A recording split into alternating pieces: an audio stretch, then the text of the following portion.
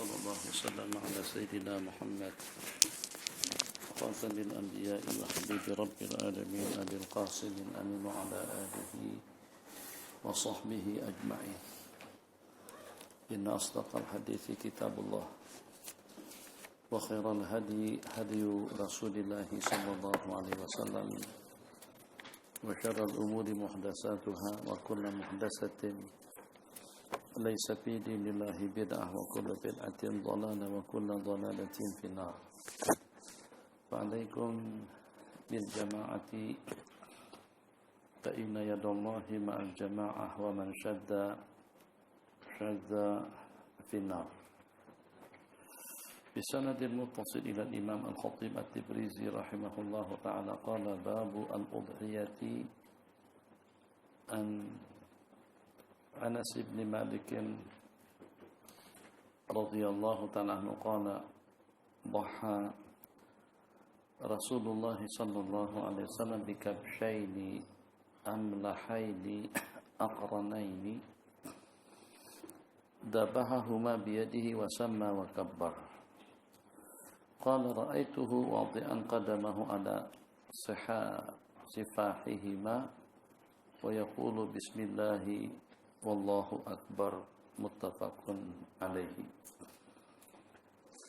Setelah selesai perbincangan kita tentang sembahyang 2 hari lebaran dan sebelumnya salatul khauf, dilanjutkan dengan acara kurban yang sebagaimana kita ketahui yang akan menikmati dan juga yang akan mendapatkan anugerah keampunan dan juga tempat yang istimewa di sisi Allah itu adalah kita. Sementara yang menjadi korban dan juga yang menjadi mangsa salah satu daripada 3 jenis hewan korban yang disebut dengan an-na'am atau al-an'am, kambing, lembu dengan onta. Jadi ini menunjukkan atas apa saja, menunjukkan atas betapa mulianya manusia yang walaupun itu untuk kepentingan kita, tapi justru yang menjadi mangsa itu adalah selain daripada kita. Wajar-wajar saja kalau seandainya kambing yang akan mendapatkan kemuliaan dan akan mendapatkan kedudukan di sisi Allah. Kalau pada itu dia disembelih dan juga pada itu dia dikorbankan. Tapi ternyata kambing, baik keluarga kambing atau juga dengan adik-beradiknya, tidak ada satupun yang mendapatkan manfaat daripada pada salah satu daripada mereka kita korbankan. Dapat apa dia? Patut bagi kira-kira manusia setelah memahami hakikat korban. Mengorbankan berarti menyembelih. Mengorbankan berarti mengakhiri kehidupan hewan korban daripada kehidupannya. Kalau dengan sumpama makanan, dengan sumpama tanaman, itu yang walaupun juga ada nyawa dan hidup, tapi kesan pada waktu kita memetik, menuai, dan memanen, tidak seperti dengan kesan yang dengan pisau yang tajam kita letakkan pada leher. Itu untuk kepentingan kamu, agar kamu mendapatkan pahala yang berlipat ganda di sisi Allah Jalla wa'ala. Jadi kalau dengan seumpama hewan korban tadi itu bercakap, maka dengan kalian tidak ada pengorbanan langsung terhadap agama. Yang aku dikorbankan demi untuk kepentingan. Takkan dengan kamu tidak ada pengorbanan demi untuk baginda sang yang tercinta Sayyidu Nabi Adam alaihissalam. Takkan dengan kamu tidak berkenan hanya dengan seruan hidayah daripada beliau, bimbingan dan pencerahan yang maslahatnya untuk kepentingan diri pribadi Anda sendiri. Takkan kamu tidak menyahut seruan daripada beliau, permintaan daripada beliau, harapan daripada beliau, yang dengan sumpamaku, aku ini bukan daripada Banil Bashar, aku bukan dari manusia. Ternyata dengan aku berkenan untuk memenuhi seruan daripada agama dan tuntutan daripada hukum, agar kamu dapat makan, agar kamu dapat pahala, agar kamu mendapatkan tebusan, agar kamu terbebas daripada api neraka dan juga terbebas daripada belenggu dosa. Tidak masalah kalau sampai aku disembelih atas nama korban, atas nama dam, atas nama akikah, juga atas nama atirah yang disembelih pada bulan Rajab. Dia imma kena dam wajib, kambing yang jadi sasaran untuk kita sembelih, ataupun juga kena akikah untuk kepentingan anak agar dengan anak kita tertebus. Yang dimana kalau kita tidak menyembelih akikahnya, maka anak kita masih tetap tergadaikan. Ataupun juga atas tujuan untuk kita agar ada tunggangan ganjaran pahala yang berlipat ganda nanti pada hari kiamat pun juga aku yang jadi sasaran. Maka ambillah pelajaran daripada aku. Aku berkorban demi untuk orang lain. Takkan kamu tidak mampu berkorban dengan jamaahnya, dengan zikirnya, dengan ibadahnya, dengan menyaurnya, makanannya, pakaiannya, minumannya, demi untuk kepentingan diri pribadi kalian sendiri. Kamu berkorban untuk kepentingan kamu, aku dikorbankan demi untuk kepentingan kalian. Ini diantara daripada al-ma'ani wal asrar yang pada saat dengan kita mengorbankan, menyembelih salah satu daripada 3 hewan korban. 1. Kemudian yang kedua, Allahumma shalli ala Sayyidina Muhammad, diantara daripada pelajaran yang patut untuk kita pahami, Masya Allah, tabarakallah, demi untuk lebih terbukti, bukan untuk membuktikan, demi untuk lebih terbukti bahwasanya manusia memang merupakan semulia-mulia makhluk. Walaqad karramna bani Adam. Maka demi untuk kesejahteraan, kebahagiaan, keselamatan Anda dunia dan akhirat, maka bukan daripada makhluk yang seumpama tanaman dan tumbuh-tumbuhan, justru daripada makhluk yang bernyawa, yang punya keinginan hidup sebagaimana kamu, kawin sebagaimana kamu, ngumpul sebagaimana kamu, makanan sebagaimana kamu, minuman juga sebagaimana kamu, tapi ternyata berakhir hayat dan kehidupannya kena demi untuk kepentinganmu. Atau dengan bahasa yang tidak kita dengari, seolah-olahnya dengan mereka mengatakan sami'na wa ata'na, bukan kepada Allah Jalla wa'ala, tapi kepada manusia. Tidak apa-apa kalau sampai kami jadi dimakan, tidak apa-apa kalau sampai kami disembelih dan juga dikorbankan, tidak apa-apa kalau sampai dengan kami jadi santapan, apakah itu dengan sopnya, dengan gulainya, dengan satenya, dengan kuahnya, dengan apa saja, tidak ada masalah. Kalau itu dalam rangka untuk memberikan kekuatan dan tenaga dan kesehatan kepadamu agar kamu taat, bakti dan setia kepada Sang Pencipta. Jadi karena itulah hubung kaitnya yang pada waktu kita menyembelih kita tidak boleh menyebut nama sesiapapun, sebab yang berkenan, yang mengizinkan kita untuk kita menyembelihnya itu adalah Allah. Bismillahi Allahu Akbar. Maka kalau yang pernah terlihat atau yang pernah tahu, ternyata dengan gema lantunan Allahu Akbar, Allahu Akbar, Allahu Akbar, hewan korban yang seperti apa pun lihatnya dia akan tunduk, akan pasrah dengan lantunan takbir tadi itu. Limada? Li'annahu khalqun min khalqillah. Sebab dia adalah diantara daripada ciptaan Allah Jalla wa'ala. Jadi kata kambing juga dalam waktu yang sama, ambil pelajaran daripadaku. Aku ini tidak ada akal. Otak ada. Otak kambing mungkin lebih banyak daripada otak manusia. Atau juga otak lembu, kerbau lebih banyak daripada otak manusia. Aku tak ada akal. Aku tidak mukallaf, aku tidak ada kewajiban, aku tidak ada tuntutan yang dituntut ke atas aku. Aku ini dibesarkan hanya untuk dimakan dan juga untuk disembelih sama kamu. Tapi aku patuh dengan Allahu Akbar. Maka tunjukkan juga kesetiaan dan kepatuhanmu kepada Allah Jalla wa'ala. Tak tegama dengan kita makan ikan, makan ayam, makan niti, makan kambing, makan kerbau, makan lembu, dan yang seumpamanya. Kalau pada saat dengan seseorang itu tidak mau patuh dan taat kepada Allah Jalla wa'ala, bagaimana dengan kalian? Ya, katakan saja seperti menyiksa kan, sakit. Bukan tak sakit, boleh dicoba. Boleh dicoba, biasa saja pisau, tak payah ke leher, cukup ke tangan saja, sayatkan ke tangan. Bagaimana rasa? Perih, pedih, sakit, derita. Tidak apa-apa, aku berkorban demi untuk kepentinganmu. Aku berkorban agar dengan Anda dapat melaksanakan ubudiyahmu kepada Allah Jalla wa'ala. Dan kami akur karena kamu merupakan makhluk yang paling mulia. Dan kami akur sebab aku ada saham, ada andil untuk memberikan kemudahan, kenyamanan, kesejahteraan dan kesehatan kepada Anda. Agar tugas-tugasmu sebagai hamba Allah dapat terlaksana dengan baik. Dhaha. Jadi karena hakikat tadi itulah yang dengan kita mendengar riwayat sejumlah tidak kurang daripada 100 ekor onta ini berlomba-lomba masing-masing menyerahkan tengkuk dan lehernya kepada baginda untuk disembelih lebih awal. Perhatikan dengan lembu-lembu di tempat kita. Kalau seandainya lembu itu kita lepas, jangan pakai tali, jangan guna kayu, jangan kita tumbangkan tapi jangan diikat. Kita tumbangkan tapi jangan ditindih, kita tumbangkan tapi jangan tidak menggunakan kayu. Kemudian kita sayat lehernya sedikit saja. Kira-kira apakah tetap dia pasrah menunggu sampai mati atau dengan dia beraksi seperti kejadian pada tahun kemarin sebelum lembunya meninggal, tukang sembelih Tuan Imam meninggal lebih awal lagi daripada lembunya. Kenapa? Sebab lembu tadi itu secara fitrah seakan-akan seperti komplain, aku tak nak dimakan oleh orang yang tidak sembahyang, yang tidak kenal Allah.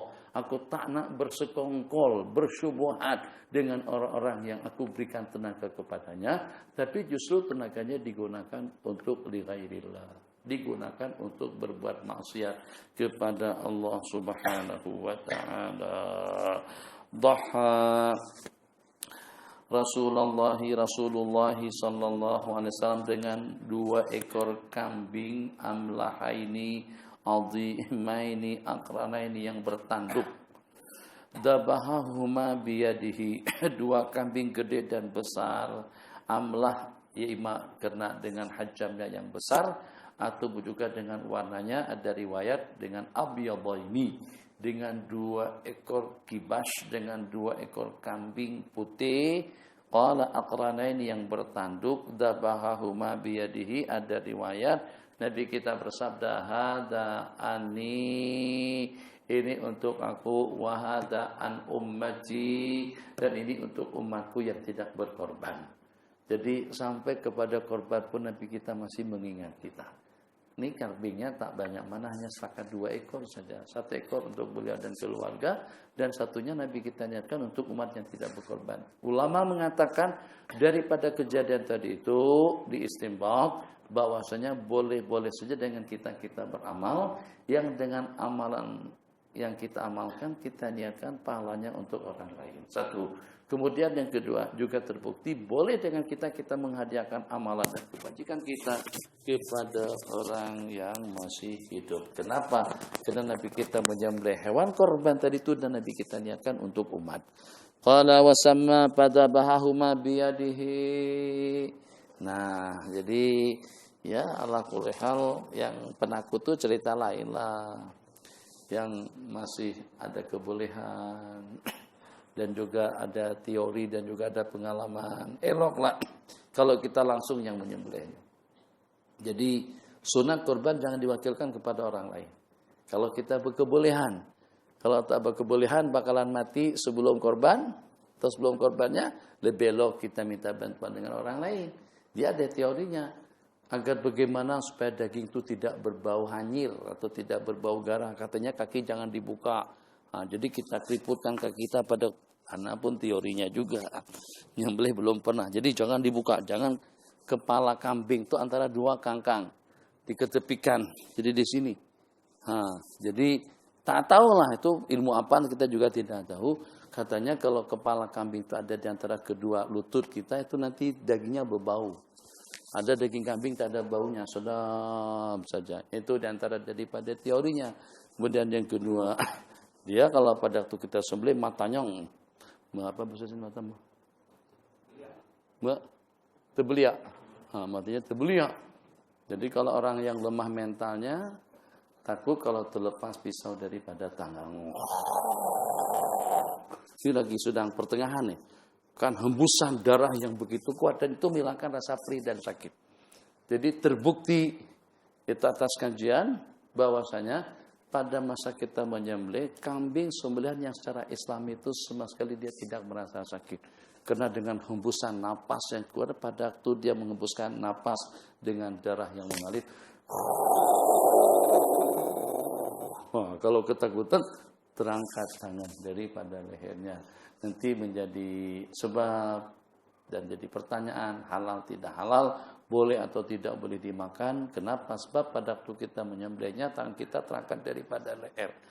Jadi kalau hanya setakat lepas ganti pisau itu tidak ada masalah. Tapi kalau terangkat sampai terlepas daripada tangan kita, kemudian dalam beberapa waktu keadaan daripada sembelihan tadi itu sudah berubah, sudah hampir setengah mati baru kita sambung, ulama mengatakan sembelihan itu tidak halal dimakan. Dimana? Li'annahu lam takun fiha hayatun mustaqirrah. Bismillahirrahmanirrahim. Sama dabahahuma biyadihi. Ini diantara daripada faktor yang kenapa dengan baginda Rasulullah SAW itu ada di dalam hati para sahabat. Sebab baginda tidak memiliki sifat ego, tidak ada sifat angkuh, tidak ada sifat sombong, tidak ada pandangan sinis, pandangan hina, pandangan rendah, atau pandangan yang negatif kepada sesiapapun. Dengan tidak membeda-bedakan antara sahabat dengan sahabat yang walaupun yang ini impaknya sampai sekian juta, sementara yang dengan yang ini tidak lebih daripada satu sak buah korma. Nabi kita tetap dengan sanjungan dan juga tetap dengan penghargaan yang sama. Jadi dengan sumpah maki baru sahabat mendapatkan tatapan pandangan istimewa daripada beliau. Sirarus sahabat yang kerdil, yang tak punya duit pun juga mendapatkan pandangan dan perhatian yang sama. Bahkan Nabi kita lebih menghargai dan juga lebih mengutamakan sirarus sahabat yang miskin, yang tak berada di kalangan mereka. Dan itu atas perintah dan juga atas panduan dan bimbingan daripada Al-Quran. Wasbir nafsaka ma'al ladina yad'una rabbahum bil ghadati wal 'ashyi. Tabahkanlah diri kamu untuk bersama orang-orang yang berzikir mengingat Allah di waktu pagi dan petang. Di mana? Ada di belakang masjid di pojok sana bersama kumpulan Ibnu Ummi Maktum, Sayyidina Abdullah ibni Mas'ud, Sayyidina Bilal bin Rabah, Sayyidina Abu Hurairah, Sayyidina Abdullah ibni Umar. Ada tidak kurang daripada 40, kadang-kadang sampai kepada 70 orang sahabat yang disebut dengan ahli as-suffah. Makanya kalau kita memperhatikan, saya perhatikan daripada para masyayikh kita, hatta perangai perilaku yang semacam itu pun mereka ikuti. Jadi bukan cerita syal, bukan cerita selendang, bukan cerita amalan, bukan cerita jenggot, bukan cerita sorban. Sampai kepada tempat di mana Nabi kita berada itu juga diperhatikan sama mereka. Kalau perasaan masyayikh kita yang saya saksikan dengan Syekhuna Syekh Hasan Masyadnya, dengan Syekh Ismail Usman Zain Al-Yamaninya, dengan Syekh Muhammad Alwi Malikinya, itu kalau pada tuh mereka di Masjid Nabawi mereka berada di kawasan ahli suffah. Suffah itu di mana? Supaya lebih mudah kita khayalkan. Yang pernah ke sana lah, supaya lebih mudah kita khayalkan kiblat masjid ke situ. Katakan saja kita sih kawasan Raudhah. Di sana mimbar, depan mihrab, atau mihrab bagi Nabi berdekatan dengan mimbar. Arah kiblat ke sana. Sebelah sini rumah tidak kurang daripada 11 keluarga Rasulullah SAW. Di belakang rumah tadi itu ada beranda, seperti beranda, sebut dengan dakkah, bahasa Arab sekarang dakkatul aghawat.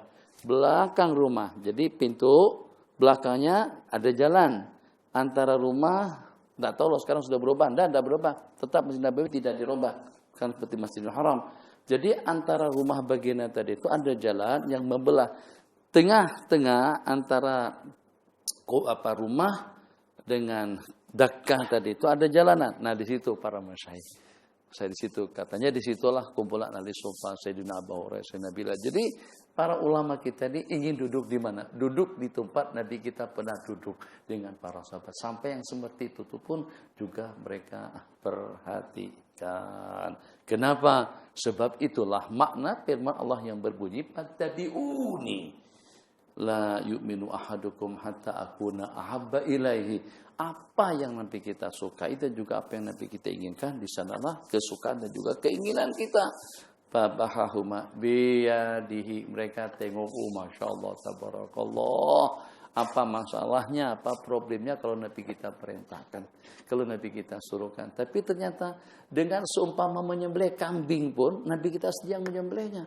Dari 100 ekor onta, tidak kurang daripada dalam 63 ekor. Nabi kita yang menyembelihnya. Jadi nanti kalau kita berkebolehan, tak payahlah dengan kita panggil orang Singapura. Nah, jadi misalnya seperti Masjid JOC, Section 9, Al-Falah, itu yang tukang sembelih lembu pada tiap bulan haji, pada tiap hari raya haji, ada satu tukang sembelih daripada Singapura. Itu orang tiap tahun dipanggil. 25 ekor, 30 ekor lembu. Jadi kalau kita berkebolehan, ya udahlah kita saja. Jadi kita tidak wakil-wakilkan atau tidak wakilkan kepada orang lain. Limada? Li'annahu sallallahu alaihi wasallam dabahahuma biyadihi wa man minna, yang sekedudukan siapa di antara daripada kita yang semulia, yang sekedudukan dengan Sayyiduna Rasulullah sallallahu alaihi wasallam. Atau dengan perasaan yang timbul, dengan perasaan yang seperti ini, saya kecil, saya kerdil, saya huduh, itu tidak menghalang aku akan kenal baik dan tidak menghalang aku untuk aku mendapatkan santunan dan penghargaan daripada Rasulullah sallallahu alaihi wasallam. Kita kalau dengan seumpama kita tidak boleh mengayal. Bila kira-kira kapan waktunya, bila saatnya yang dengan kita mendapatkan penghormatan daripada orang-orang tertentu. Ya kalau kita tidak ada jawatan, tidak ada kedudukan, tidak ada kelebihan, jarang-jarang dengan kita dibabitkan. Sampai sekarang ada dalam beberapa ramai yang pernah datang ke istana. Tapi dengan para sahabat Nabi aku hudu. Itu Sayyidina Zahir. Sayyidina Zahir ini sahabat Nabi kita yang paling hudu. Tapi justru orang di antara daripada orang yang dekat kepada Sayyidina Rasulullah SAW. Mayashtari hadal abad. Nabi kita datang peluk daripada belakang. Jadi kata Sayyidina Zahir, dakni, lepaskan aku. Siapa ini orang yang peluk kuat aku daripada belakang? Man yashtari hadal abad. Siapa yang bergerak untuk membeli hamba saya ini? Jadi setelah aku pastikan, rupa-rupanya yang memeluk aku daripada belakang itu adalah Sayyidina Rasulullah SAW. Maka aku pun sudah tidak peduli. Rasul yang peluk dah, alhamdulillah. Tak lagi minta dilepas. Tadi minta lepaskan aku, jangan main-main begini. Lepaskan aku. Terus kita tengok, ini Rasulullah nih di belakang. Akhirnya kata beliau, aku pun tak peduli lagi, dilepas atau tidak dilepas, pada saat dengan belakangku berada di dada, tersentuh dengan dada Rasulullah SAW. Tidak berhenti. Nabi kita bersabda, mayyashtari hadal abad. Siapa yang mau berkenan membeli hamba saya ini, mayyashtari hadal abad. Siapa yang mau membeli hamba saya ini? Faqala Sayyiduna Zahir radhiyallahu ta'ala anhu, izan tajiduni kasidan ya Rasulullah. Kalau saya yang huduh ini ditawankan, dinilongkan, tak akan ada orang yang mau membeli aku. Aku ni huduh sangat. Nabi kita bersabda, kala innaka ghalin. Tidak. Kamu itu mahal, kamu itu mulia di sisi Allah Subhanahu wa ta'ala. Bayangkan kalau kita orang yang seperti Sayyidina Zaid terus dapat layanan seperti itu daripada Rasulullah. Bagaimana baginda tidak akan ada di dada kita? Ibnu Umi Maktum, Nabi kita layan. Bahkan Nabi kita sampai mendapatkan teguran karena dengan bermasa muka di depan Sayyidina Abdullah Ibnu Umi Maktum. Sayyidina bilang, Sayyidina Abu Hurairah, enggak ada duit, enggak ada keluarga, enggak ada apa-apanya. Enggak ada yang dapat diperbantukan untuk dakwah dan juga untuk agama. Justru termasuk orang yang dekat atau yang paling dekat kepada Sayyidina Rasulullah sallallahu alaihi wasallam. Itu keramah taman yang seperti itulah yang tidak kita miliki, yang sehingga dengan baginda ada di hati para sahabat, kibaruhum, sigharuhum, qawiyuhum, dha'ifuhum, akrabuhum, ba'iduhum, ada di halangan di dalam hati mereka semuanya. Tidak membeda-bedakan antara yang jauh dengan yang dekat, yang tua dengan yang muda. Jadi pada waktu Nabi kita berjalan ada rombongan anak-anak. Assalamualaikum. Waalaikumsalam. Kalau ingin salam itu akan tersebar. Berikan tumpan untuk kita menyahutnya. Rekamkan dalam ingatan. Ini orang berkenan untuk menyalami aku, mendoakan agar aku selamat. Tadi saya salam 2 kali kan. Karena salam antum tuh jawabnya cuma nggak kedengaran. Saya salam 2 kali, takkan saya doakan kalian, kalian tidak mendoakan aku atau tidak mendoakan saya. Bijaklah, wajarlah. Jadi kita tidak meminta apa-apa. Kita doakan agar kalian sejahtera, kalian selamat. Makanya Nabi kita dengan pesan dan juga dengan bahasa perintah sebarkan. Kenapa disebarkan ya Rasulullah? Anda tidak paham, aku yang mengerti. Aku yang paling mengerti tentang hakikat salam. Kenapa? Setelah Allah ciptakan Nabiullah Adam alaihissalam, Allah perintahkan Nabiullah Adam untuk mendatangi rombongan kumpulan daripada para malaikat dan dengarin, ucapkan salam dan dengarkan jawaban daripada mereka, dan itu akan menjadi tahiyyatuka wa tahiyyatu dzurriyyatika min ba'dik. Itu akan menjadi salam sejahtera untuk kamu dan juga untuk umatmu. Ternyata pada saat ketika beliau salamin, beliau ucapkan salam kepada mereka, Nabiullah Adam alaihissalam mendapatkan sahutannya daripada mereka, waalaikumsalam. Jadi kita didoakan sejahtera, selamat, bahagia, aman. Selain daripada itu, yang siapa tahu pada saat ketika dengan kita disalamin, ternyata kita mendapatkan salam bertepatan dengan waktu asal, bertepatan dengan pintu assalam atau pintu gerbang surga terbuka lebar pada saat ketika itu, yang pada hakikatnya dia mampu untuk memberikan kesejahteraan dan keselamatan dan kebahagiaan kepada kita, kebahagiaan yang abadi. Assalamualaikum. Pengen sehat sejahtera, jawab salam. Assalamualaikum. Pengen aman dan selamat, jawab salam. Assalamualaikum. Ingin agar dengan kita terelak dan bersih kehidupan kita daripada perkara-perkara mungkar, daripada hal-hal yang negatif dan juga daripada perkara-perkara terlarang, jawab salam. Assalamualaikum, sejahtera kamu. Artinya kamu selamat, artinya kamu bahagia, artinya kamu aman, artinya kamu akan mendapatkan ketenangan yang abadi nanti di sisi Allah. Maka sewajarnya lah, bahkan sewajibnya dengan kita menjawab salam seseorang yang menyalamin kita tanpa dimohon dan juga tanpa diminta, kita jawab kembali ucapan assalam dengan salam. Yang walaupun terjawab salam yang diucapkan, tapi tetap saja pahala orang yang mengucapkannya al-badi'u, yang memulakan dengan salam itu lebih afdol. Bismillahirrahmanirrahim. Nabi kita salam kadang-kadang sampai 3 kali. Salam di waktu masuk, salam setelah sampai, dan salam pada waktu berada di atas mimbar. Qala bismillahirrahmanirrahim. Jadi Nabi kita bukan hanya menyuruh, Nabi kita perintahkan dan Nabi kita praktikkan. Fadabahahuma biyadihi wa samma bismillahi wallahu akbar. Ra'aituhu, aku melihat Nabi kita meletakkan kaki beliau ala sifahihima. Jadi kaki itu kita tindihkan. Kita tindihkan kemana? Kita tindihkan ke sihab adalah dengan kambing, kepala, tengkuk, kemudian dengan samping menyampingnya. Nabi kita tindihkan ke situ. Untuk keselesaan kita juga kan kita harus ada tenaga. Jadi kalau seandainya kaki terangkat tidak kita tindihkan, apalagi kalau dengan sebelah tangan kita tidak leluasa. Jadi tangan kita pegangkan ke kepalanya, kambing kita berikan ke arah kiblat, kemudian dengan lutut kita tindihkan ke badannya. Sihab, lambung, bagian lambung. Jadi tindihkan ke situ, karena tidak kena itu cerita lain yang penting. Kita kumpulkan kekuatan agar pada waktu kita menyembelihnya leluasa untuk kita menggerakkan pisau. Kalau kita sebelah tangan saja, kalau kita bergerak terlepas. Ima terlepas atau juga dengan pisau kita itu akan tergoncang, akan teralih. Jadi supaya kita dapat tamkin, dapat menyembelihnya dengan selesa dan nyaman, maka dengan lutut aku melihat Nabi kita meletakkan kaki beliau ala sifahihima dengan mengucap bismillah. Saya menyembelih kamu bukan karena aku tidak ada perasaan. Bukan karena aku tidak ada atau tidak dapat memperhitungkan dan memperkirakan. Saya tahu sentuhan pisau itu akan menyayat. Sentuhan pisau itu akan membuat rasa perih dan pedih. Saya tahu. Tapi kamu saya sembelih bukan karena untuk kepentinganku. Aku sembelih kamu dengan nama Allah. Karena atas izin dan kebenaran daripada Allah.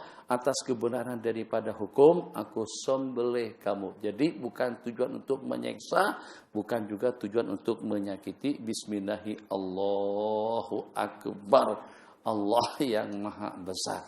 Kalau sudah disebut azamah, keagungan dan kebesaran Allah, insya Allah semuanya akan pasrah. Naam, qala bismillahirrahmanirrahim. Wa an Aisyah radhiyallahu taala anha.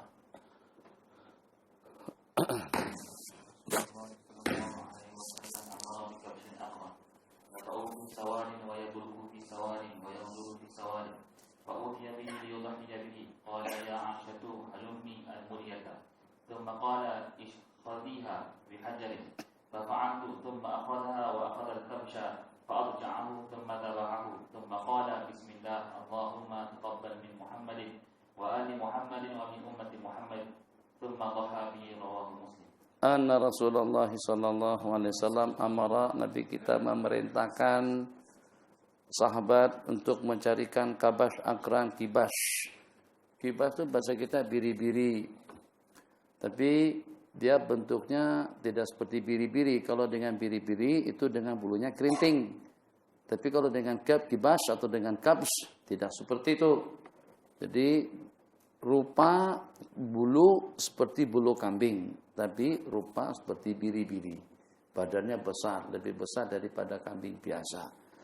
Kadang-kadang ada dengan sebagainya yang besarnya seperti dengan anak lembu. Tinggi. Qala bikabshin akran. Ya ta'u bisawad, berpijak, maksudnya dengan berkaki hitam dan juga berperut hitam dan juga dengan bermata hitam. Maksudnya kepalanya hitam, kakinya hitam, begitu juga dengan perutnya hitam.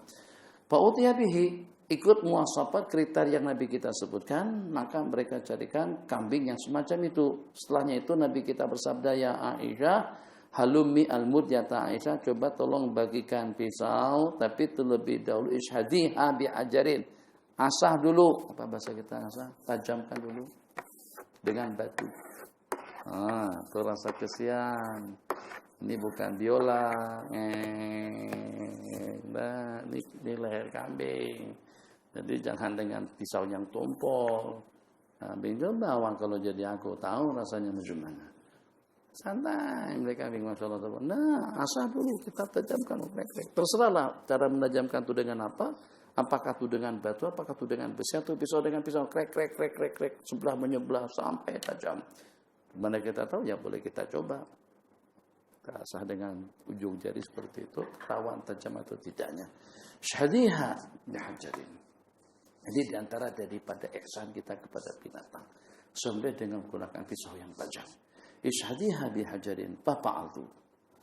Atau fafa'alat sayyidatuna Aisyah. Summa akhadaha wa akhadal kabsah. Kemudian Nabi kita ambil pisau tadi itu daripada beliau. Dan kambingnya fa'alca'u. Kemudian Nabi kita berikan dan Nabi kita sembelih. Summa qala bismillah. Allahumma taqabbal. Ya Allah, terimalah kambing korban ini untuk Nabi Muhammad dan keluarga Nabi Muhammad dan juga untuk umat Nabi Muhammad SAW. Maknanya 1, 3 dalam 1, 4 dalam 1, 5 dalam 1. Istilah yang kita gunakan sekarang ini sudah ada sejak pada zaman dahulu. 3 dalam 1 ekor kambing korban yang dikorbankan tapi dengan 3 niat. 1 untuk baginda, 2 untuk keluarga, dan 3 untuk umat. 2 itu ihtimam, mahabbah baginda Nabi SAW kepada umat, yang sehingga yang walaupun dengan kita tidak berkemampuan perekonomiannya, kehidupannya, penghasilannya, yang sehingga dengan kita sampai sekarang tidak pernah berkorban. Kalau kita tidak pernah berkorban pun kita nanti pada di kiamat akan mendapatkan pahala korban. Justru mendapatkan pahala korban daripada Sayyiduna Rasulullah SAW atas korban yang Nabi kita korbankan, tapi dengan mengatasnamakan 3 kumpulan. 1 beliau, kedua keluarga, dan yang ketiga umat Nabi Muhammad Sallallahu Alaihi Wasallam. Itu karena terlampau sayangnya Nabi kita dengan umat. Summa dhaha bihi rawahu Muslim. Naam. Radhiyallahu ta'ala anha qalat qala Rasulullah sallallahu alaihi wasallam. Ini amalan masyarakat setempat dan juga amalan orang ramai. Idza dakhalal ashru, apabila telah masuk 10 hari pertama daripada bulan Dzulhijjah, wa arada ba'dhum ayyudahi, jadi maksud daripada al-ashru itu permulaannya apabila sudah masuk permulaan bulan Dzulhijjah, dan sebagian ada yang berencana untuk berkorban, fala yamassa min sya'rihi, maka janganlah menyentuh bulu-buluan kulit yang ada pada anggota tubuhnya dengan seumpama kuku, seumpama bulu ketiak, seumpama bulu-buluan yang ada di situ, atau juga dengan misalnya itu jangan diganggu-gugat, jangan diotak-atik, jangan dipotong, jangan dicukur, melainkan selepas kita berkorban. Wa fi riwayatin fala ya'khudanna sya'ran wa la yaqlamanna dhufra, janganlah mentanggalkan bulu-buluan dan janganlah memotong kuku. Wa fi riwayatin man ra'a hilala dzil hijjati, barang siapa melihat lahirnya bulan sabit bulan Dzulhijjah sedangkan dia ingin berkorban, fala ya'khudhu min sya'ri wala min alfarihi, maka janganlah memotong rambut dan juga memotong kukunya sampai korban selesai kita laksanakan. Jadi seakan-akan dengan kita berkorban, mengorbankan hewan korban dan juga menanggalkan semua yang lekat pada anggota tubuh kita. Tafa'ulan, sebagaimana dengan kita berlepas daripada kuku, berlepas daripada bulu-buluan, maka kita juga berharap dengan Allah Jalla wa'ala agar Allah lepaskan diri kita daripada dosa, daripada maksiat, dan juga daripada segala kesalahan. Apa hubung kaitnya? Ya Allah, ya Arhamar Rahimin. Hubung kaitnya, ini kan yang akan kita potong berarti tidak seperti. Beda hanya kalau dengan jari ini tidak dapat dipotong. Kalau kita potong jari telunjuk, dia tidak akan berganti. Beda hanya kalau dengan seumpama kuku. Beda hanya kalau dengan seumpama bulu-buluan. Macam itu juga dosa, kemaksiatan, kemungkaran itu bukan asal muasal daripada manusia. Itu benda yang lekat. Jadi dia tidak termasuk daripada bagian anggota. Tidak seperti hidung, telinga, mulut, tangan, kaki, itu memang tidak dapat ditanggalkan. Jadi kita seutuhnya daripada ujung rambut sampai ke ujung kuku pada hari kita dilahirkan alal fitrah, dilahirkan dalam keadaan suci dan bersih. Nah juga aku maunya Anda kembali kepadaku pun juga dalam keadaan suci dan bersih. Maka kalaulah ada keterlanjurannya, dosa kesalahannya, kemaksiatannya, kemungkarannya, itu termasuk perkara yang khariji, perkara luar yang melekat. Seperti debu, seperti kotoran. Debu kita tanggalkan, kotoran kita tanggalkan. Hingus kita buang, sebab dia tidak subati. Maka begitulah juga dengan dosa kesalahan. Maka pada waktu kita berkorban, sebagaimana dengan kita tanggalkan bagian-bagian yang tidak menjadi asas, yang bukan asasi daripada anggota tubuh seseorang, maka pada saat kita menanggalkannya, kita juga berharap dosa-dosa kesalahan yang lekat pada diri kita atau pada diri pribadinya pun juga akan ditanggalkan oleh Allah Jalla wa'ala. Maka sunat kita tangguhkan memangkas, memotong rambut, bulu-buluan, dan juga memotong kuku selepas kita selesai menyembelih hewan korban. Naam. Terus qala wa Ibnu Abbasin, niat dulu. Ya tapi kan kita nggak ada duit. Sejak beberapa tahun yang lalu pun kita tidak pernah berkorban. Gak apa-apa, memangnya tidak berani niat kan? Apa masalahnya kalau kita berniat? Wah, mustahil. Tak apalah niatlah. Niat kawin 4 niatkan saja. Yang walaupun kemungkinan itu jauh sekali. Sudah hampir mati, dah belum kawin lagi. Niat dulu, nawa itu, tidak ada masalah. Insya Allah kalau saya kawin 4, saya akan bersikap adil. Insya Allah. Insya Allah saya nanti di akhir umur saya akan pergi ke Mekah, dan kalau boleh setiap bulan saya akan melaksanakan umrah. Insya Allah. Insya Allah nanti kalau saya ada kemampuan saya akan bangun masjid sendirian. Batu rencana kita mau bangun masjid di situ udah lama, sampai sekarang tak terbangun-bangun lagi. Justru surau yang kita besarkan, mestinya kita bangun. Nah, itu rencana. Insya Allah saya akan bangun sendirian. Insya Allah. Jadi dengan niat yang sepanjang. Dari mana sampai kemana, kita senaraikan niat yang kita niatkan sampai terbawa mati. Sebanyak niat yang kita niatkan, sebanyak itulah ganjaran pahala akan kita dapatkan. Oh, itu pemalsuan, penipuan. Itu pemalsuan dan penipuan itu kalau kepada makhluk. Yang kalau kita dengan Allah Jalla wa'ala, daripada niat yang baik pun Allah balas. Bahkan lebih baik kadang-kadang pahalanya daripada ibadah. Niyatul mu'min. Niat seorang mukmin itu lebih afdal dan lebih baik daripada amal ibadahnya. Niat untuk kita berkorban, insyaAllah nanti beli lembu.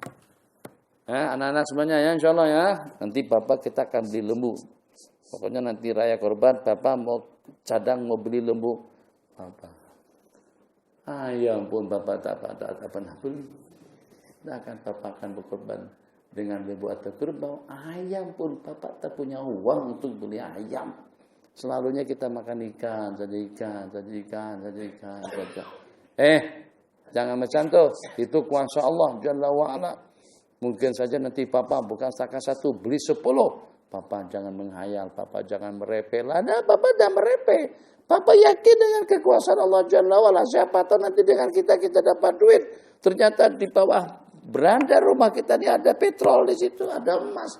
Bapak tak payahlah menghayal seperti itu. Sampai sejak dari dulu-dulu pun ayah cakap macam itu juga. Tapi ternyata tidak ada apa-apanya. Kalau Allah lihat hati kita itu jujur, tulus, ikhlas karena Allah, kita akan dapat pahalanya nanti pada hari kiamat. Makanya ulama-ulama kita dulu dalam keadaan tenat pun masih merancang lagi. Nawa itu, jadi kata murid beliau atau kata sebagai apa yang dinawaitukan, apa yang nak direncanakan, apa yang nak diniatkan itu sudah tinggal detik-detik terakhir, sudah nak mampu dah, sudah nak mati dah. Nah, lebih elok aku merencanakan yang baik sebelum aku meninggal daripada aku tidak merencanakannya yang paling tidak. Allah scan, Allah tengok hatiku ada rencana dan keinginan untuk melaksanakan kebajikan demi untuk maslahat umat. Qala bismillahirrahmanirrahim. Hadis An Ibn Abbas radhiyallahu ta'ala anhuma qala Rasulullah sallallahu alaihi wasallam ma min ayamin, tidak ada daripada perjalanan hari dan waktu, al-amalu salih, amal ibadah, amal ubudiyah yang paling Allah sukai dan yang paling besar pahalanya daripada amalan 10 hari pertama bulan Dzulhijjah. Tidak ada amalan di sepanjang tahun yang lebih afdal daripada beramal saleh pada 10 hari pertama bulan Dzulhijjah. Jadi kan begitu maksud hadis. Coba bijaksananya ulama-ulama kita tuh paham. Sepaham-pahamnya, mengerti sejelas-jelasnya, alim dengan waraknya, alim dengan zuhudnya. Jadi kalau seandainya ada di antara daripada kita pada hari pertama, ternyata kita atur untuk kita beristighfar sebanyak 10.000 kali. Mana ada? Tidak ada dalil. Rasulullah tak pernah bungul. Kata orang banyak bungul. Tidak ada dalil, tidak ada nas, tidak ada ayat. Tidak ada para sahabat yang melaksanakan semacam itu. Nabi kita tidak pernah kenapa kamu berinisiatif untuk beristighfar sebanyak 10.000 kali pada hari yang pertama. Kita atur hari pertama 10.000 kali dengan istighfar, hari kedua dengan tasbih, hari ketiga dengan salawat. Misalnya, itu bagaimana hukumnya? Kalau ditanyakan kepada Nabi, baginda tak pernah buat. Sama pakar hadis itu pula mengatakan, para sahabat pun juga tidak pernah buat. Memang mereka tidak buat, tapi Nabi kita kata tidak ada amalan yang paling afdal. Berarti Nabi kita ada bagi laluan. Jadi artinya semakin banyak amalan yang kita laksanakan, semakin banyak ganjaran dan balasannya daripada Allah Jalla wa'ala. Jadi jangan menunggu Nabi kita buat. Nabi kita kalau tabat pun tetap Nabi kita berada pada posisi yang tertinggi.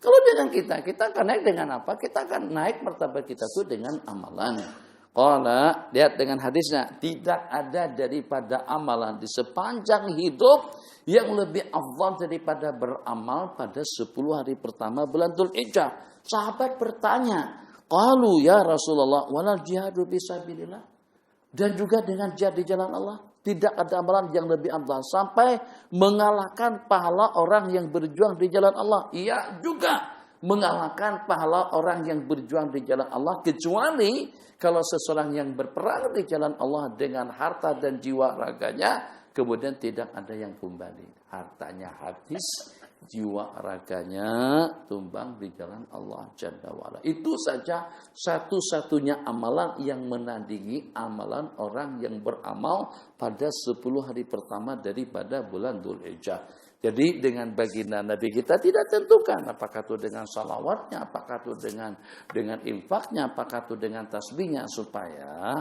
masing-masing dengan kita dapat beramal dengan amalan yang teristimewa di sisi Allah. Jadi masing-masing akan mendapatkan yang terbaik. Yang itu terbaik dengan salawatnya, dengan tasbihnya, dengan tahmidnya. Qala wal jihadu fi sabilillahi illa rajulun kharaja bi nafsihi wa malihi falam yarji min dzalika bi syai'in rawahul Bukhari. Na'am qala wa Ibnu Umar. Dua hadis yang terakhir.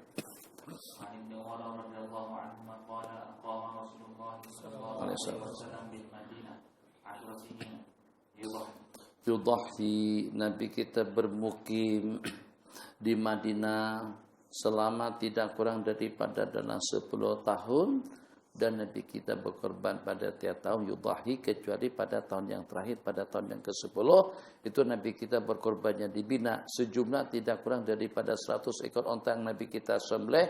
Daripada yang 100 tadi itu ada 63 yang Nabi kita sembelih, dan terdapat 37 yang disembelihkan oleh baginda Ali karramallahu wajah. Anda boleh bayangkan, jangankan menyembelih sampai puluhan ekor onta atau kerbau dan lembu, kalau kita menyembelih 10 ekor ayam pun dah lengur, letih. Kambing pun juga letih. Bagaimana kalau 63 ekor onta? Allah wa an Zaid bin Arqamah. Naam. Qala ashabu Rasulillah sallallahu alaihi wasallam, ya Rasulullah, ma hadhihi al-adha. Ini untuk apa nih? Ma hadhihi al-adhahi, apa tujuannya? Matlamat kita berkorban itu untuk apa? Apakah nyasakan untuk makan dan minum, untuk kepentingan jasmani, untuk keperluan kita? Ma hadhihi al-adhahi. Nabi kita bersabda, itu adalah sunnahnya bapak kalian Nabiullah Ibrahim alaihissalam. Qalu famana nabiha ya Rasulullah. Apa yang akan kita dapatkan daripada kita berkorban? Apa yang kita dapatkan daripada korban? Itulah sunnah abikum Ibrahim alaihissalam. Berarti dengan kita disuruh untuk kita mengikuti jejak langkah beliau. Tapi seperti apa saja balasannya? Mala nabiha ya Rasulullah. Nabi kita bersabda, pahala korban bikulli sya'ratin. Tiap satu helai bulu korban yang kita korbankan hasanah. Oh, jadi yang paling tebal bulunya. Jadi kalau nak tahu berapa pahalanya, hitung bulunya ada berapa. Tuh, berminggu-minggu tak habis-habis, selaru lagi ngitung. Sudah sampai 13.500, 13.000 berapa. Terus tersilap. Ulang lagi dari awal. Sehingga sampai bertahun-tahun menghitung bulu lembu tadi itu tak habis-habis. Nah terlampau penyampai dihitung. Kita kirakan saja, katakan saja semuanya itu dalam 100 juta. Ya 100 juta kali satu kebajikan berarti 100 juta kebajikan kali 10 kali 1000 kali 100.000 kali kalau dengan niat yang tulus ikhlas karena Allah. Kalau pasol, itu kalau daripada onta. Qala bikulli sya'ratin hasanah. Sub daripada kambing, maaf. Wabar daripada onta. Bagaimana kalau dengan wal daripada bulu kambing? Nabi kita bersabda bikulli sya'ratin minasufi hasanah. Baik itu daripada onta, daripada lembu, daripada kerbau. Jadi kalau begitu berkorban, mengorbankan lembu lebih afdal daripada kita mengorbankan kerbau. Tuh. Menyembelih lembu lebih afdal daripada menyembelih kerbau. Kenapa? Sebab bulu lembu lebih banyak daripada bulu kerbau. Tengok tak? Kerbau bulunya tak banyak. Tak lebat. Tapi kalau dengan lembu lebih banyak. Nah, dari situlah. Karena hitungannya bukan lagi dengan berat timbangan. Hitungannya dengan bulu-buluannya. Hadis rawi Ibnu Majah. Bismillahirrahmanirrahim. InsyaAllah kita sambung besok malam. Babun fi salatil khuzub, bab yang menyatakan tentang sembahyang gerhana matahari dan bulan. Silakan, ada soalan.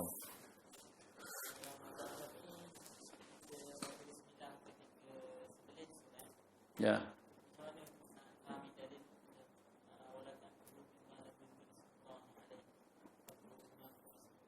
Jadi ayat yang itu muqabalah kepada mereka-mereka yang menyebut nama selain Allah. Jadi kenapa?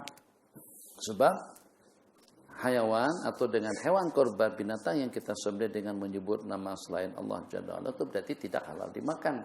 Jadi muqabalahnya ke sana. Jadi dia tidak berbicara tentang hukum basmalah itu sendiri. Hukum basmalah daripada dari yang lain. Sementara dengan ayat tadi itu hanya ingin memberitahukan kepada kita jangan memakan yang disembelih dengan menyebut nama selain Allah. Hanya itu saja. Jadi secara mafhumnya, gimana kira-kira dengan sembelihan yang tidak disebut nama Allah langsung, apakah halal dimakan atau tidak? Itu kita tidak dapat mengistinbat hukumnya daripada ayat tadi itu. Sebab ayat tadi itu ingin menjelaskan kepada kita jangan memakan sembelihan yang disebut nama selain Allah, dengan nama berhala, dengan nama patung, dengan nama jin, dengan nama hantu dan lain sebagainya.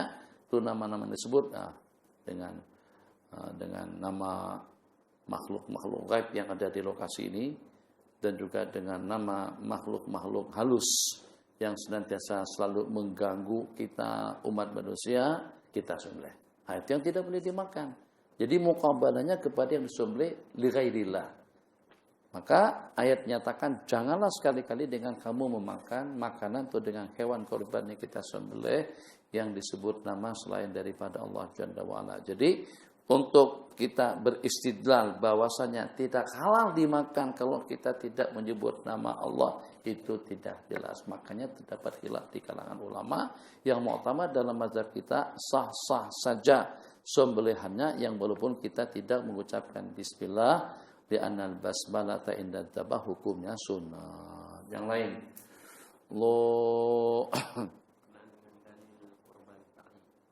korban ta'yin. Dalil.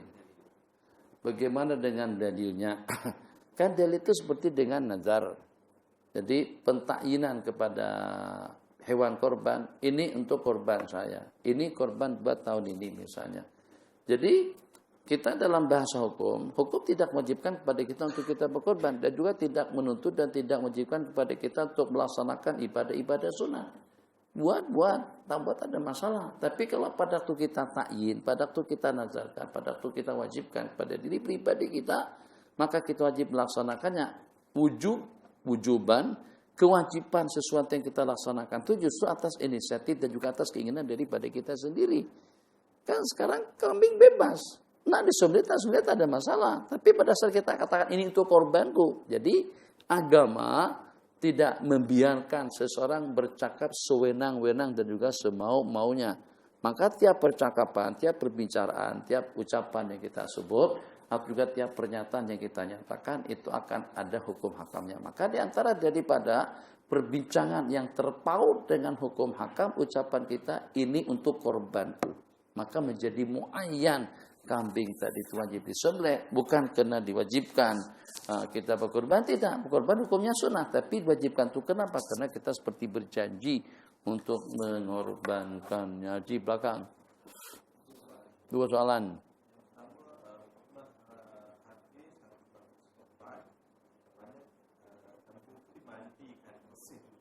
Mandi bersih dulu, kemudian disiram dan baru disembelih.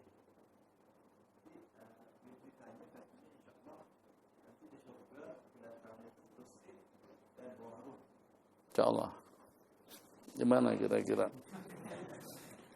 Jadi Allahumma sholli ala sayyidina Muhammad, seperti saudara-saudara kita daripada India Pakistan, yang kalau pada waktu mereka pergi ke Mekah, mereka beli kain putih ponyong satu roll atau satu gulungan. Tuh tanya saja untuk apa? Tuh kain kapan mereka? Mereka basuh dengan air zam-zam. Tanpa bulan optimis. Imam Syafi'i mengatakan wa uhibbu, tapi bukan dalam masalah korban, dalam masalah batu lontaran. Dan aku menggalakkan, aku menyarankan, menganjurkan agar batu yang kita lontarkan itu kita basuh, kita cuci sebelum kita melontarkannya. Dalil tidak ada. Anjuran pun juga tidak ada. Apalagi kalau dalam bentuk perintah. Tidak ada dalil yang mengatakan sunnah dengan kita memandikannya, terus kita buh minyak wangi dan lain sebagainya. Syukur bangala kambing itu. Kata kambing, awak pun tak pernah berminyak harum. Pergi ke masjid pun tak pakai minyak wangi, justru aku yang diminyak wangi. Aula awak ada lebih aula untuk diminyak harumin daripada aku. Aku bakalan mati juga. Jadi itu min haisul aulawiyah, seperti perkataan Sayyidina Abu Bakar As-Siddiq radhiyallahu taala anhu, pada waktu beliau berpesan dan berwasiat agar dikapan dengan kain yang dipakai oleh beliau pada tiap kali ke masjid. Tolong aku dikapan dengan kain buruku ini. Kenapa? Sebab kain buruku inilah yang aku pakai pada waktu ke masjid, menyaksikan al-jumu'ah wal jamaah dan juga berjuang di jalan Allah. Satu. Yang kedua akan menjadi saksi atas kebaikan yang kita laksanakan. Jadi dengan beliau menyatakan kain yang baru itu lebih layaknya dipakai oleh orang yang hidup.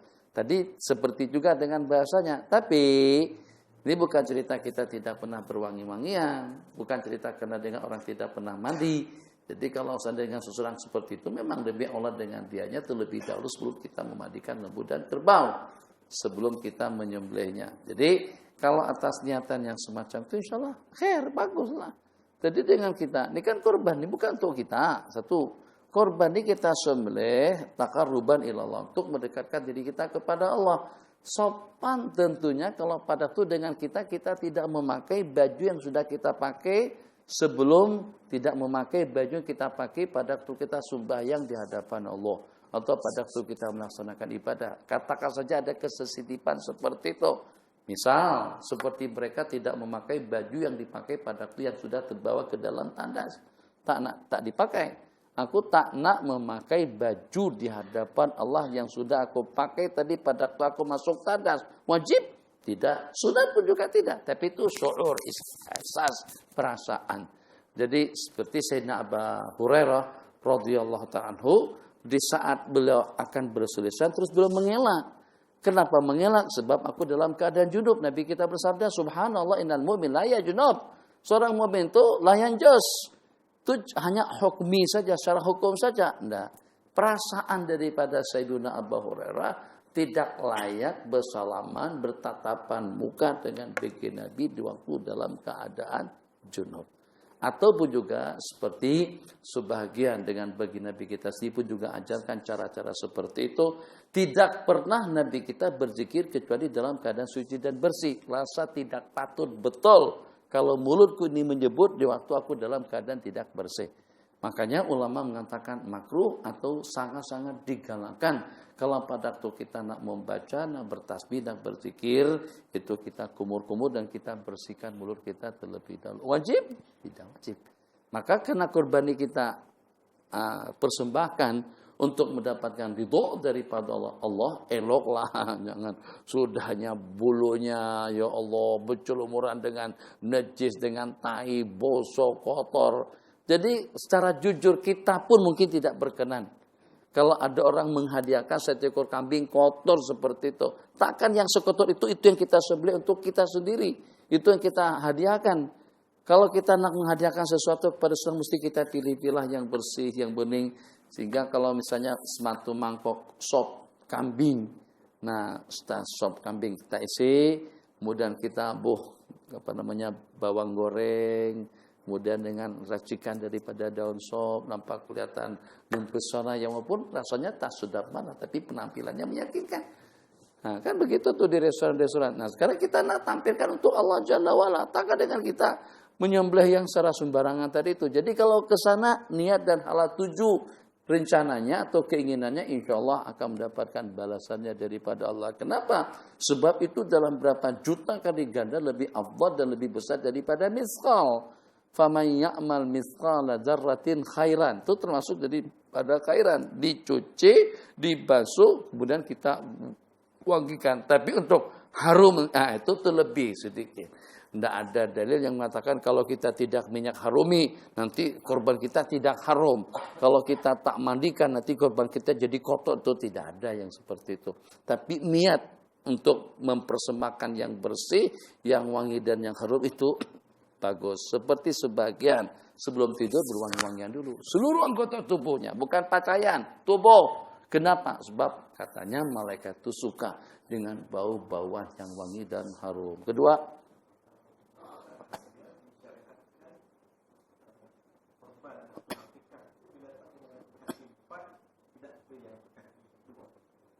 kenapa? Apa hikmatnya kepada 3 jenis binatang? Yang berkaki 4. Kan kalau kaki 2 kita tak beri tunggang dia. Ayam misalnya lengung, ayam jatuh dia. Susah kaki 4 itu tegak. Kita motor pun kalau kita kurang pandai motor jatuh. Tapi kalau dengan motor, coba jangan pakai kaki 3. Boleh tak motor boleh berdiri? Ini logik lah, ini tak ada dalam dalam kitab, tak ada. Ini aneh jawab dengan akal saja. Kalau seumpama motor tak ada kaki 3-nya, motor itu tak boleh tegak, jatuh. Nah, supaya motor boleh didirikan, kita letakkan besi yang saya katakan kaki 3-nya lah. Nah, tapi kalau dengannya kaki 4, jalan tak berjalan, dia stabil. Nah, jadi kalau seandainya balasannya atau akan jadi tunggangan kita nanti pada hari kiamat, orang yang tak pada naik motor tumbang nanti hari kiamat. Kenapa? Sebab kakinya 2 saja. Itu tak ada jawaban. Nah, jadi ala kulli hal dia tentang 2 atau 3, kalau tak ada kaki pun tetap saja nanti dia akan stabil. Akan tapi dengan kita ikut panduan hukum. Nabi kita kata yang berkaki 4, Nabi kita kata boleh 2. Jadi kita ikut syarak. Agama itu bukan secara akal-akalan. Kalau tadi itu secara akal-akalan, tapi logiknya juga ada. Jadi agama ikut pedoman hukum hakam. Dapat kita pahami hikmat dan rahasia ataupun juga tidak, tetap dengan kita dituntut untuk patuh dan taat. Banyak. Sebab yang semacam tadi itu tuh kalau kita buka ada 1001 pertanyaan yang menanti, yang tidak akan mungkin dapat terungkaikan dengan kemampuan kita sebagai manusia. Jadi misalnya pada waktu kita berwudu, pada waktu kita mandi, pada waktu kita puasa, pada waktu kita ruku, kenapa sembahyang di waktu subuh, kenapa sembahyang di waktu isya, kenapa sembahyang di waktu maghrib, kenapa tidak sembahyang katakan saja yang waktunya kira-kira pada pukul 9-an, masa semangatnya, jangan pada waktu tengah hari, jangan pada waktu asar itu kita sudah lenguh, kita ada letih, jam lagi, macet lagi. Elok kalau sembahyang asar itu dilaksanakan dalam pukul 9-an misalnya. Atau kenapa tidak boleh kita jamak kelima-limanya, hanya 2 saja yang boleh kita jamakkan. Hukum akan jadi bercelaru. Kenapa rukuk ke depan tidak ke belakang? Sebab kalau tidak terlalu sakit tulang belakang kita. Atau kenapa tidak rukuk ke samping seperti itu? Kenapa takbir begini tidak takbir? Allahu Akbar kan? Coba tengok ada kadang-kadang rancangan-rancangan dalam film yang takbirnya tangan begitu, tangan begini, entah macam mana. Kenapa takbir tidak Allahu Akbar atau Allahu Akbar seperti itu? Itu 1001, lebih lagi daripada 1001 pertanyaan. Dan juga kenapa seperti yang tadi itu yang dihitung itu adalah bulunya. Kenapa tidak dengan beratnya? Kenapa tidak dengan timbangannya? Pertanyaan juga. Begitulah juga dengan pelaksanaan ibadah haji. Untuk apa kita mundar mandir pusing dua total mundar mandir Safa Marwah waktu kita sa'i, lontarkan batu. Kenapa kita tidak lontarkan yang besar saja? Yang dilontarkan sebesar kacang. Sebesar kacang setan takkan mati. Kalau dia mengelak lepas pula. Tapi kalau kita lemparkan batu besar, kalau satu pun yang terkena kepala setan, remuk kepalanya, kuat hati kita. Ini batu yang kecil, kalau kena ke 7-7-nya pun setan tidak ada apa-apanya. Apalagi kalau dia tangkal, tak lepas ke 7-7. Nah, jadi berkembang banyak. Kenapa pulau wukuf di Padang Arafah, di Tanah Arafah? Kenapa tidak di Muzdalifah? Kenapa tidak sebaliknya? Kenapa maghrib 3 rakaat? Dikatakan witir. Oke, kalau dengan witir, kenapa tidak dibuat 1 rakaat saja?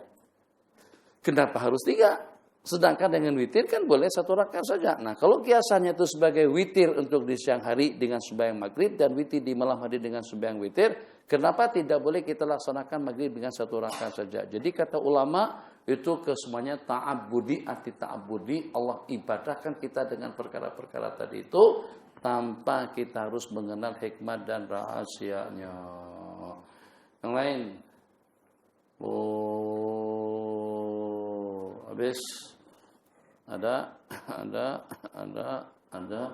Subhanakallahumma wa bihamdika asyhadu an la ilaha illa anta astaghfiruka wa atubu ilaik. Rabbana atina fid dunya hasanah fil akhirati hasanah wa qina adzabannar. Sallallahu ala sayyidina Muhammad wa ala alihi washabihi ajma'in. Amin. Alhamdulillahi rabbil alamin. Sallallahu rabbuna ala nuril mubin Ahmadal Mustafa Sayyidil Mursalin. Sallallahu rabbuna ala nuril mubin Ahmadal Mustafa Sayyidil Mursalin wa ala alihi wa sahbihi ajma'in wa ala alihi wa sahbihi ajma'in. Silakan, murih.